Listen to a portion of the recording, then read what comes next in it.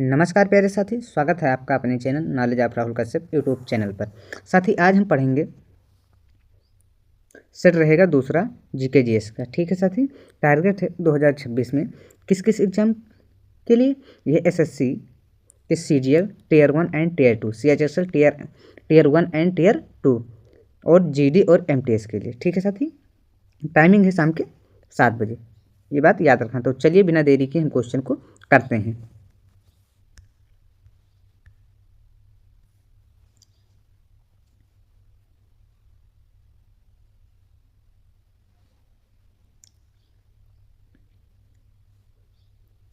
नमस्कार प्यारे साथी, स्वागत है आपका अपने channel knowledge of Rahul Kashyap YouTube channel पर। साथी आज हम करेंगे सेट दूसरा। ठीक है साथी, इसमें पहले हम आपको बता चुके हैं, एकदम सेम सभी चीज़ वही है। तो चलिए बिना देरी किए हम आगे बढ़ते हैं। ठीक है साथी, टारगेट है इतने एग्जाम को, ये मान के चलना। ठीक है साथी, तो चलिए हम चलते हैं। साथी पहला क्वेश्चन है, अथर्ववेद खंडों का संग्रह है, बताइए 20, 15, 10 या 6। बताइएगा इसका राइट आंसर। आप लोग बताइए, बताने का प्रयास करिए, बताइए साथी। तो इसका राइट आंसर हो जाएगा ऑप्शन ए, एकदम राइट आंसर। ठीक है, चलिए साथी हम देखते हैं। साथी सही है एकदम। अथर्ववेद में कुल 12 खंड हैं, 730 सूत्र हैं और लगभग 6000 मंत्र हैं। इसमें जादू टोना, औषधियों और तंत्र मंत्र का वर्णन है। ठीक है साथी, तो चलिए हम आगे चलते हैं।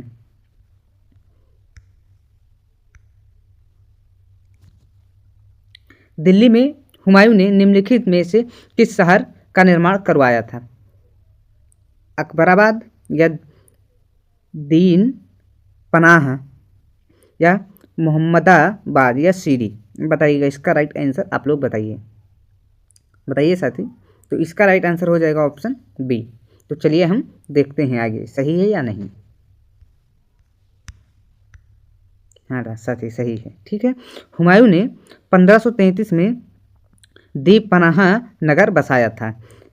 इसकी लाइब्रेरी शेर मंडल की सीढ़ियों से गिरकर उसकी मृत्यु हो गई थी। ठीक है साथी, तो चलिए हम आगे चलते हैं।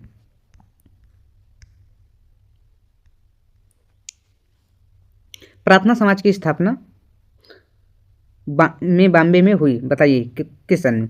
1537 में या 1737 में या 1937 में या 1867 में। बताइएगा इसका राइट आंसर बताने का प्रयास करिए, बताइए साथी। तो ये कब हुई है? ऑप्शन डी 1867 में। ये किसमें पूछा गया? दिल्ली पुलिस कांस्टेबल में, 2023 का है। ठीक है साथी, चलिए हम आगे चलते हैं। इसकी स्थापना आत्माराम पंगुड़र ने की थी। इसका उद्देश्य हिंदू धर्म में सामाजिक सुधार करना था, इसका उद्देश्य था। ठीक है साथी,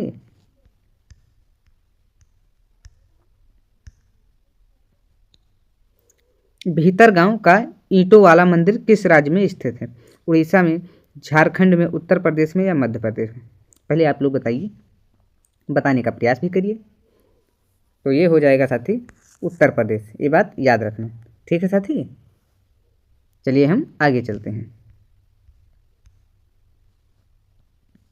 यह मंदिर कानपुर यूपी में स्थित है। ठीक है, यह गुप्त काल का है और पूरी तरह ईंटों से बना सबसे पुराना मंदिर माना जाता है। ठीक है साथी, अब हम आगे चलते हैं, यानी अगले क्वेश्चन। पंडित शिव कुमार शर्मा एक शास्त्रीय वादक हैं, बताइएगा इसका राइट आंसर। बताइएगा तबला बजाते हैं, संतूर बजाते हैं, शहनाई बजाते हैं या बांसुरी बजाते हैं? बताइएगा। तो ये क्या बजाते हैं? इसका राइट आंसर क्या होगा? ये क्या बजाते हैं? संतूर बजाते हैं। ये ऑप्शन बी होगा, ये सी होगा। ये थोड़ा गलत हो गया है, ये बात याद रखना साथी।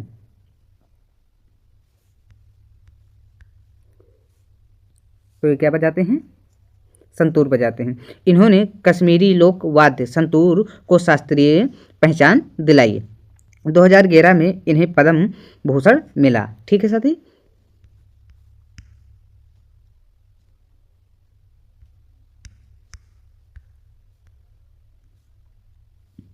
पद्म भूषण से सम्मानित कुमुदनी लाखिया एक नृत्यांगना हैं, कथक की या भारतनाट्यम या उड़ीसी या मणिपुरी? बताइएगा, इसका राइट आंसर बताने का प्रयास करिए। तो इसका राइट आंसर हो जाएगा कत्थक। क्या हो जाएगा? कत्थक होगा।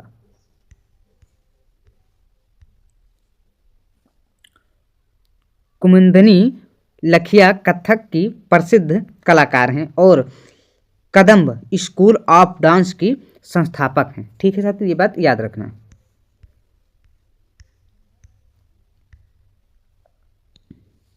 राज्य चुनाव आयुक्त की नियुक्ति कौन करता है?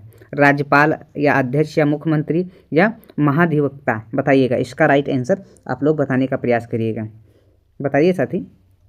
तो ये हो जाएगा ऑप्शन ए, एकदम राइट। ठीक है साथी, क्या होगा इसका राइट आंसर? क्या होगा? ऑप्शन ए एकदम राइट होगा, ये बात याद रखना है।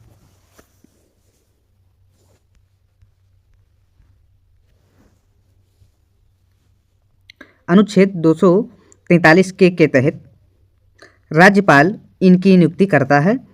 इनका कार्य पंचायतों और नगर पालिकाओं के चुनाव कराना है। ठीक है साथी।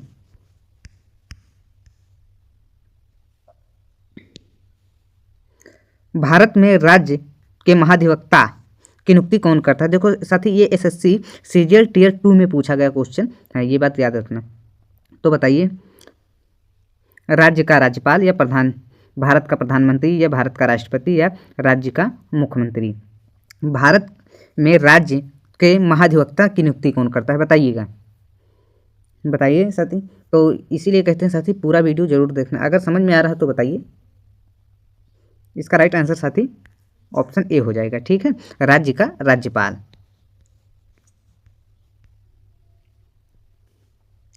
अनुच्छेद 165 के अनुसार राज्यपाल महाधिवक्ता की नियुक्ति करता है। यह राज्य सरकार का सर्वोच्च कानूनी सलाहकार होता है। ठीक है साथी, अब समझ में आया साथी। ऐसे ही जीके जीएस का क्वेश्चन देखने के लिए, सेट करने के लिए हमारे चैनल पर आप शाम को 7 बजे आइएगा, आपको क्लास मिलेगी। निम्नलिखित में से कौन सी नदी बंगाल की खाड़ी में गिरती है? बताइए, नर्मदा या महानदी या ताप्ती या सिंधु? बताइएगा। ये साथी 2021 में एसएससी एमटीएस में पूछा गया क्वेश्चन है। कुल क्वेश्चन साथी पूछे गए ही मिलेंगे आपको, और केवल एसएससी में, ये बात याद रखना। तो बताइएगा इसका राइट आंसर। तो ये हो जाएगा साथी, बताइएगा, महानदी। महानदी पूर्व की ओर बहती है, नर्मदा और ताप्ती पश्चिम की ओर बहकर अरब सागर में गिरती है। इस तरह से हमने अगले सेट में क्वेश्चन कराया था, ये बात याद रखना।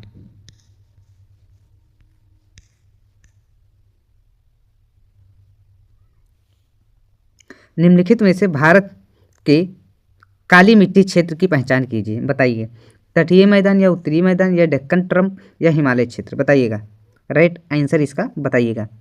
देखो साथी, सीजीएल का पूछा हुआ 2023 का क्वेश्चन है, टियर 1 में पूछा गया है। बताइएगा इसका राइट आंसर, बताइए साथी। तो इसका राइट आंसर हो जाएगा ऑप्शन सी। ठीक है साथी, ये बात याद रखना। आगे चलिए हम देखते हैं। काली मिट्टी मुख्य रूप से दक्कन के पठार में पाई जाती है और कपास के लिए सर्वोत्तम है। ठीक है साथी, ये सबसे बेस्ट है। किसके लिए? कपास के लिए।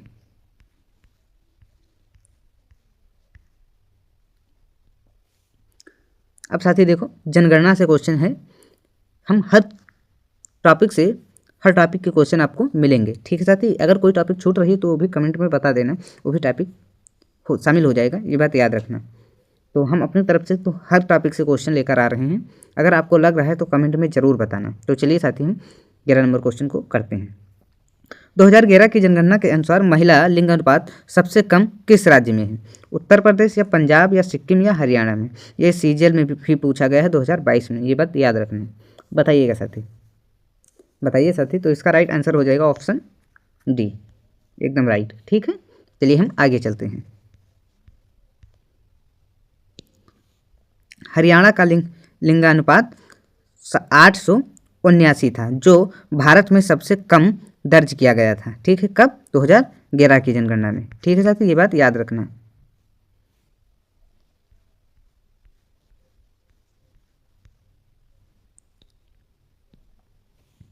स्वतंत्रता के बाद भारत ने में अपनी पहली पंचवर्षीय योजना शुरू की। 52 में, 1953 में, 1950 में, 1951 में। क्या पूछा? पहली पंचवर्षीय योजना। बताइएगा, ये जीडी में 2023 में पूछा गया क्वेश्चन है, ये बात याद रखना। तो ये सब क्वेश्चन पूछे हर साल जाते हैं, ये बात याद रखना। तो बताइएगा, इसका राइट आंसर हो जाएगा 1951 में। ठीक है साथी।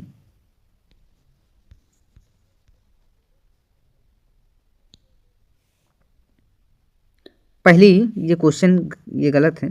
पहली योजना 1951 से 1956 हैरोल्ड डोमर मॉडल पर आधारित थी और कृषि पर केंद्रित थी। ठीक है साथी, ये बात याद रखना।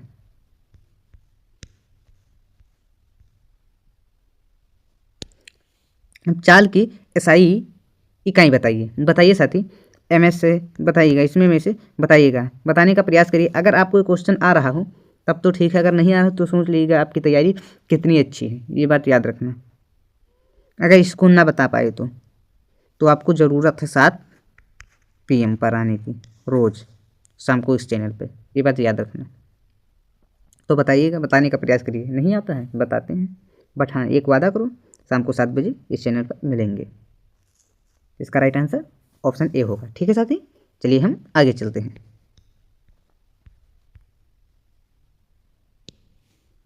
चाल की मानक इकाई मीटर प्रति सेकंड है। ठीक है, स्पीड देखो डिस्टेंस अपॉन टाइम।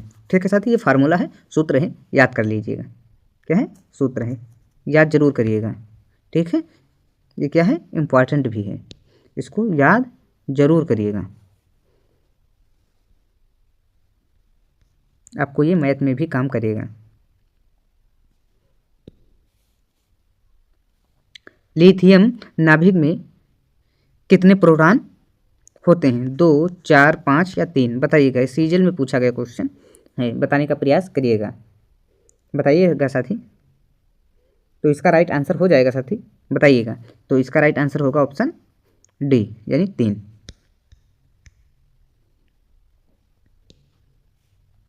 लिथियम का परमाणु क्रमांक 3 है, इसीलिए इसके नाभिक में 3 प्रोटॉन होते हैं, ये बात याद रखना। साथ ही हम 15 नंबर क्वेश्चन पर पहुंच चुके हैं। अगर अभी तक आप लोग हमारे चैनल को सब्सक्राइब नहीं किए हैं तो कर लीजिएगा, वीडियो को लाइक भी ज़रूर करिएगा। और हाँ, आपको कंटेंट अच्छा लग रहा हो तो अपने दोस्तों में भी शेयर करिएगा, बताइएगा। ठीक है साथी, तो चलिए हम क्वेश्चन को करते हैं। देखो साथी, ये सीजीएल का क्वेश्चन है, ये बात याद रखना। निम्नलिखित में से कौन सी बीमारी एक परजीवी के कारण होती है? घेंघा, निमोनिया, प्लेग या मलेरिया? बताइएगा, इसका राइट आंसर आप लोग बताने का प्रयास करिएगा। तो ये क्या हो जाएगा? इसका राइट आंसर होगा, ये होगा मलेरिया। ठीक है साथी, ये बात याद रखना। मलेरिया प्लाज्मोडियम नामक प्रोटोजोआ से होता है, ये बात याद रखना।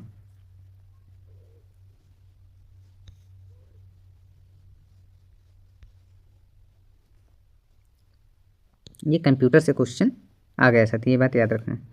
होम पेज किसी वेबसाइट का पेज होता है, पहला के बारे में, अंतिम या मध्य?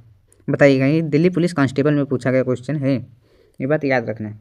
बताइएगा साथी, बताइएगा। तो ये हो जाएगा पहला। ये बहुत सरल क्वेश्चन है, ये बात याद रखना। जैसे जैसे हम सेट को बढ़ाएंगे वैसे वैसे हमारे सेट टफ होते जाएंगे, ये बात याद रखना। किसी भी वेबसाइट के मुख्य और प्रारंभिक पृष्ठ को होम पेज कहते हैं, ये बात याद रखना।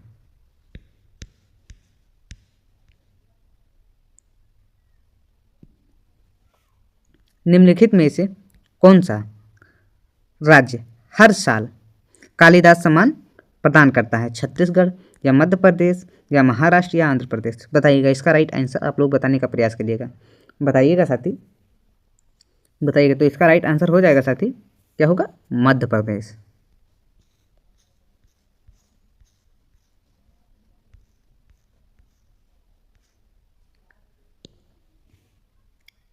किस राज्य सरकार ने 1984 में लता मंगेशकर पुरस्कार की शुरुआत की थी? बताइएगा, महाराष्ट्र, मध्य प्रदेश, उत्तर प्रदेश या गुजरात? बताइएगा, बताइएगा साथी। ये भी CHSL का क्वेश्चन है, बताइएगा। ये भी क्या हो जाएगा? ये मध्य प्रदेश ही हो जाएगा, ये बात याद रखना।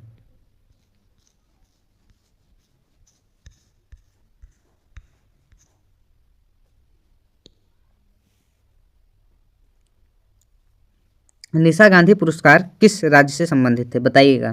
तमिलनाडु, कर्नाटक या महाराष्ट्र या केरल, बताने का प्रयास करिएगा।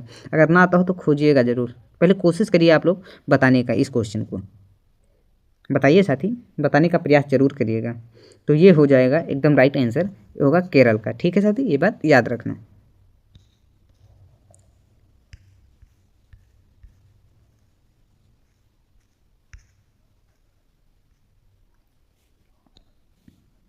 भारतीय क्रिकेट कंट्रोल बोर्ड यानी BCCI का मुख्यालय कहाँ स्थित है, बेंगलुरु में या मुंबई में या कोलकाता में या दिल्ली में, बताइएगा। इसका राइट आंसर आप लोग बताने का प्रयास करिएगा।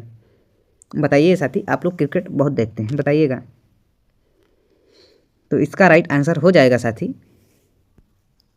सॉरी साथी ये गलत है, ये राइट होगा इसका मुंबई, एकदम सही होगा साथी। तो चलिए हम आगे देखते हैं। BCCI का मुख्यालय मुंबई के वानखेड़े स्टेडियम में स्थित है, ये बात याद रखना। अब आपको एक क्वेश्चन रहेगा होमवर्क बताने के लिए, तो इसको आप लोग ज़रूर बताइएगा।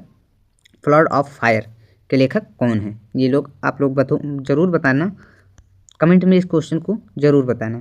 तो बताने का ज़रूर प्रयास करिएगा, बिना कमेंट किए मत जाना, ये बात याद रखना।